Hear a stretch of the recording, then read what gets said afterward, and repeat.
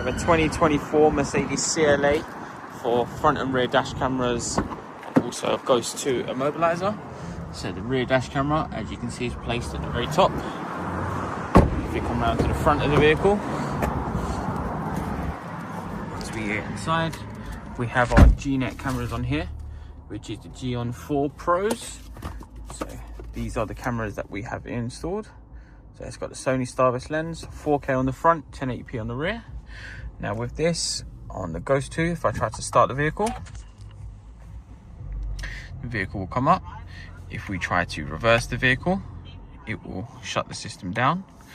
Now if I switch the system off and I restart the engine, if we enter our demonstration password, which will be the driver's window 4 times,